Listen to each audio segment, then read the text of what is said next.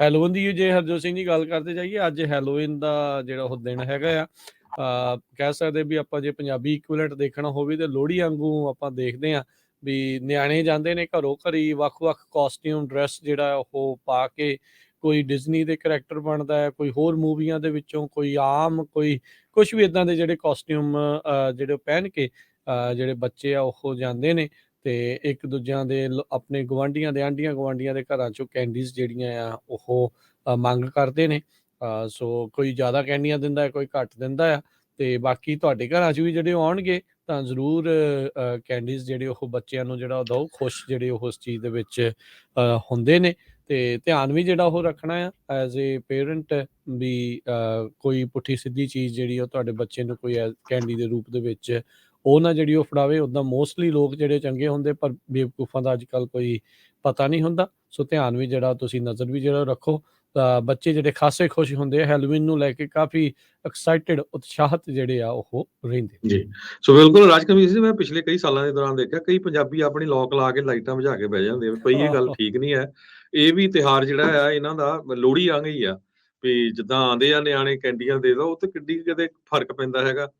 ਤੇ ਜਿਹੜੇ ਆਪਣੇ ਬੱਚਿਆਂ ਦੇ ਨਾਲ ਹੈਲੋਵੀਨ ਤੇ ਬਾਹਰ ਜਾਂਦੇ ਵੀ ਆ ਆਪਣੇ ਆਂਢੀ ਗੁਆਂਢੀਆਂ ਦੇ ਘਰਾਂ ਦੇ ਵਿੱਚ, ਪਲੀਜ਼ ਇੱਕ ਵਾਰੀ ਧਿਆਨ ਦੇ ਨਾਲ ਇਹ ਸੈਨ ਹੋਜ਼ੇ ਪੁਲਿਸ ਨੇ ਵੀ ਅਲਰਟ ਜਾਰੀ ਕੀਤਾ ਸੀ ਵੀ ਬੜੇ ਧਿਆਨ ਨਾਲ ਕ੍ਰਾਸ ਕਰੋ।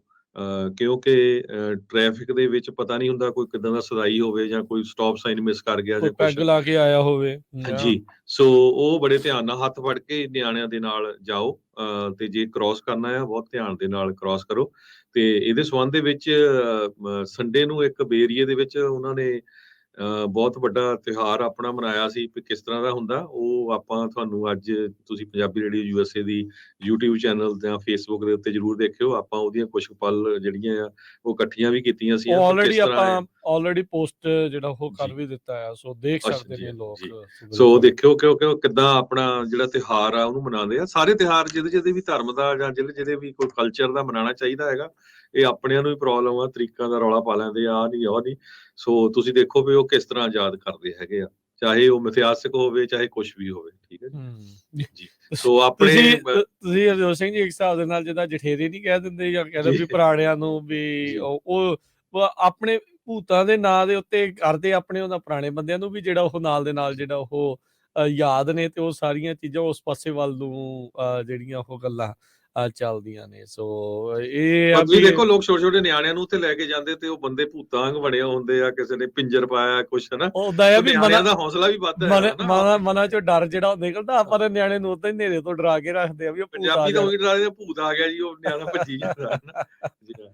ਸੋ ਸੋ ਪਲੀਜ਼ ਜਿੱਥੇ ਕਿਤੇ ਕੋਈ ਕਲਚਰਲ ਪ੍ਰੋਗਰਾਮ ਵੀ ਹੁੰਦਾ ਨਾ, ਚਾਹੇ ਹੋਰ ਕਮਿਊਨਿਟੀ ਦਾ, ਜਾਇਆ ਕਰੋ ਜਰੂਰ, ਉੱਥੇ ਹਾਜ਼ਰੀ ਭਰਿਆ ਕਰੋ। ਕੋਈ ਏਦਾਂ ਦੀ ਦੇਖਣ ਗੱਲ ਨੂੰ ਵੀ ਨਹੀਂ ਕਈ ਕੁਛ ਹਰਜੋਤ ਸਿੰਘ ਜਾਂ ਜੀ ਤੇ ਹਾਂਜੀ ਸਿੱਖਣ ਨੂੰ ਕਈ ਕੁਛ ਬਹੁਤ ਜਿਹੜਾ ਸਿੱਖਣ ਆਪਾਂ ਨੂੰ ਨੂੰ ਮਿਲਦਾ ਮਿਲਦਾ ਹੈ। ਜੀ। ਸੋ ਉਹ ਜਿੱਥੇ ਪ੍ਰੋਗਰਾਮ ਹੋਇਆ ਸੀ ਮੈਂ ਵੀ ਗਿਆ ਸੀ, ਇੰਨਾ ਵਧੀਆ ਆਰਗੇਨਾਈਜ਼ ਸੀ ਰਾਜਕਰਮੀ ਸਿੰਘ ਜੀ, ਟੀਚਰਾਂ ਨੇ ਛੋਟੇ ਛੋਟੇ ਬੱਚਿਆਂ ਨੂੰ ਕਿੱਦਾਂ ਤਿਆਰ ਕੀਤਾ ਸੀ। 4-4 5-5 ਮਿੰਟ ਦੀ ਸਕਿੱਟ ਬਹੁਤ ਵਧੀਆ ਸੀਗੀ ਜੀ।